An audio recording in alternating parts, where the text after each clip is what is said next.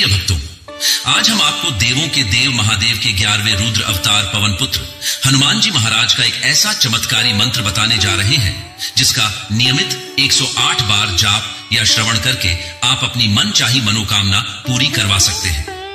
बालाजी महाराज भक्तों के दुख कष्टों को दूर करने वाले देवता हैं, जो अतिशीघ्र प्रसन्न हो जाते हैं। शास्त्रों में कहा गया है कि इस मंत्र के जाप से सभी प्रकार की आर्थिक परेशानियां दूर हो जाती हैं, शत्रुओं का नाश हो जाता है और रोग कष्ट दूर हो जाते हैं। भगवान हनुमान जी को कलयुग का देवता माना जाता है। वैसे तो सभी दिन आप इस मंत्र का श्रवण या जाप कर सकते हैं, जिससे हनुमान जी महाराज प्रसन्न हो जाते हैं, पर मंगलवार के दिन हनुमान जी महाराज की पूजा और मंत्र जाप का विशेष लाभ मिलता है। मंगलवार के दिन हनुमान जी की भक्ति से वे जल्दी ही प्रसन्न हो जाते हैं। आज हम आपको जो सिद्ध मंत्र बताने जा रहे हैं, इसमें अपार शक्ति है, जिसका अगर आप नियमित रूप से जाप या श्रवण कर लेते हैं तो धन की कभी कमी नहीं होगी। तो चलिए जीवन में शुभ परिणाम पाने के लिए बालाजी महाराज जी के इस चमत्कारी मंत्र को सुन लेते हैं। आपको यह मंत्र 108 बार पूरा सुनना है, आधा अधूरा नहीं सुनना है।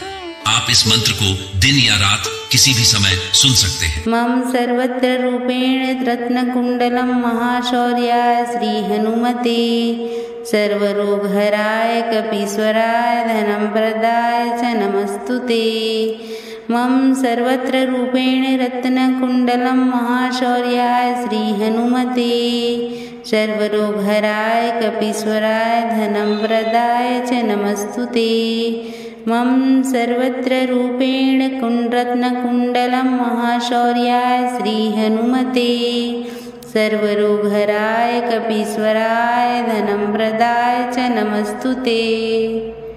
मम सर्वत्र रूपेण रत्नकुंडलम महाशौर्याय श्री हनुमते सर्वरोगहराय कपीश्वराय धनं प्रदाय च नमस्तुते।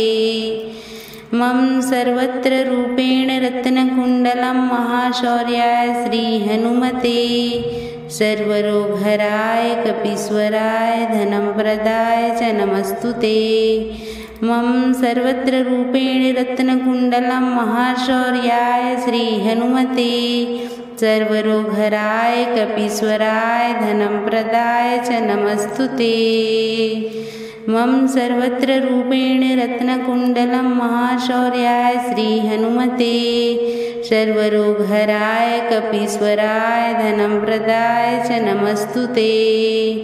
मम सर्वत्र रूपेण रत्नकुंडलम महाशौर्याय श्री हनुमते सर्वरोगहराय कपीश्वराय धनं प्रदाय च नमस्तुते। मम सर्वत्र रूपेण रत्नकुंडलम महाशौर्याय श्री हनुमते सर्वरोगहराय कपीश्वराय धनं प्रदाय च नमस्तुते। मम सर्वत्र रूपेण रत्नकुंडलम महाशौर्याय श्री हनुमते सर्वरोगहराय कपीश्वराय धनं प्रदाय च नमस्तुते। मम सर्वत्र रूपेण रत्नकुंडलम महाशौर्याय श्री हनुमते सर्वरोगहराय कपीश्वराय धनं प्रदाय च नमस्तुते। मम सर्वत्र रूपेण रत्नकुंडलम महाशौर्याय श्री हनुमते सर्वरोगहराय कपीश्वराय धनं प्रदाय च नमस्तुते। मम सर्वत्र रूपेण रत्नकुंडलम महाशौर्याय श्री हनुमते सर्वरोगहराय कपीश्वराय धनं प्रदाय च नमस्तुते।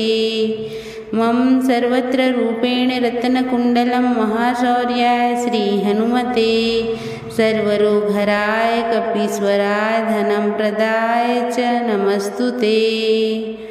मम सर्वत्र रूपेण रत्नकुंडलम महाशौर्याय श्री हनुमते सर्वरोगहराय कपीश्वराय धनं प्रदाय च नमस्तुते। मम सर्वत्र रूपेण रत्नकुंडलम महाशौर्याय श्री हनुमते सर्वरोगहराय कपीश्वराय धनं प्रदाय च नमस्तुते।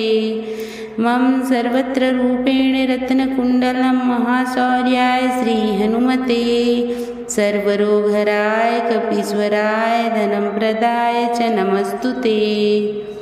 मम सर्वत्र रूपेण रत्नकुण्डलं महाशौर्याय श्रीहनुमते सर्वरोगहराय कपीश्वराय धनं प्रदाय च नमस्तुते।